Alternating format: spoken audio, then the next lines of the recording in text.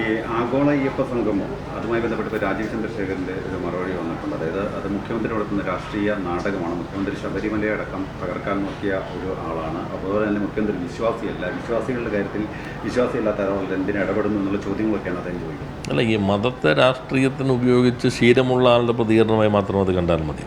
ശബരിമലയുടെ പ്രത്യേകത അത് എല്ലാ മതജാതിയിൽപ്പെട്ടവർക്കും ഒരു വിവേചനവുമില്ലാതെ വരാൻ കഴിയുന്ന ലോകത്തിൻ്റെ തന്നെ ഏറ്റവും പ്രസിദ്ധമായിട്ടുള്ള ഒരു കേന്ദ്രമാണ്.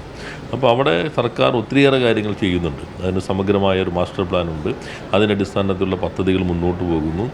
കേരളം ലോകത്തിൻ്റെ മുൻപിൽ തന്നെ ഏറ്റവും പ്രധാനമായിട്ട് അടയാളപ്പെടുത്താൻ കഴിയുന്ന ഒരു തീർത്ഥാടന കേന്ദ്രമായി ശബരിമല മാറിക്കൊണ്ടിരിക്കുകയാണ്. ശബരിമലയിൽ വരുന്ന തീർത്ഥാടകർ നല്ലൊരു വിഭാഗവും മറ്റ് സംസ്ഥാനങ്ങളിൽ നിന്ന് ഉൾപ്പെടെയുണ്ട്.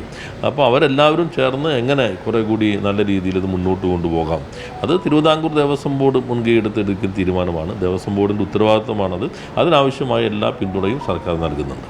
ഈ ആഗോള അയ്യപ്പ സംഘം രാഷ്ട്രീയ നാടകമാണെന്നുള്ളൊരു പ്രസ്താവന അതേപോലെ അത് മതം രാഷ്ട്രീയത്തിന് മാത്രം ഉപയോഗിച്ച് ശീലമുള്ള ആളുകളുടെ പ്രതികരണമായിട്ടാണ്. നമ്മളിപ്പോൾ ഗവൺമെൻറ് ഉദ്ദേശിക്കുന്നത് ഇപ്പോൾ എല്ലാ വിഭാഗത്തിനും സൗകര്യം ചെയ്തു കൊടുക്കും. ഇപ്പോൾ കേരളത്തിൽ ഇടതുപക്ഷ ജനാധിപത്യ മുന്നണി ഭരിക്കുമ്പോഴാണല്ലോ ഇപ്പോൾ മറ്റ് പല രാഷ്ട്രീയ പാർട്ടികളും മതത്തിൻ്റെ പേരിൽ തന്നെ ഉള്ളവർ UDF-നകത്തുണ്ടെങ്കിലും ഹജ്ജ് ഹൗസ് കോഴിക്കോട് പാലോളി മന്ത്രിയായിരിക്കുമ്പോൾ ആരംഭിച്ചു. അവിടെ തന്നെ വനിതകൾക്ക് പ്രത്യേകമായിട്ടുള്ള സംവിധാനം അത് ഇടതുപക്ഷമാണ് ആരംഭിച്ചത്.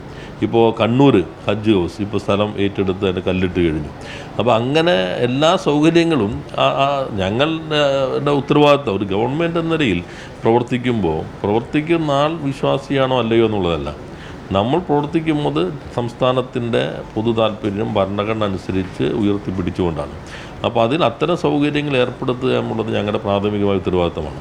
ഏത് മതവിഭാഗത്തിൽപ്പെട്ടതാണെങ്കിലും അവരുടെ വിശ്വാസത്തിന് ആവശ്യമായിട്ടുള്ള എല്ലാ സംരക്ഷണവും അത് പ്രചരിപ്പിക്കാൻ ആവശ്യമായ സൗകര്യവും ചെയ്തു കൊടുക്കുക എന്നുള്ള ഭരണഘടനാപരമായ ഉത്തരവാദിത്തമാണ്. ആ ഉത്തരവാദിത്തമാണ് നിർവഹിക്കുന്നത്. ശബരിമലയുടെ കാര്യത്തിൽ ഒരു സമഗ്രമായിട്ടുള്ള ഒരു മാസ്റ്റർ പ്ലാൻ സർക്കാർ തയ്യാറാക്കി അതിൻ്റെ അടിസ്ഥാനത്തിൽ മുന്നോട്ട് പോകുന്നുണ്ട്. ദേവസ്വം ബോർഡിൻ്റെ ഇത്തരം കാര്യങ്ങളിലെല്ലാം തന്നെ സർക്കാർ പൂർണ്ണ പിന്തുണ നൽകുന്നുണ്ട്.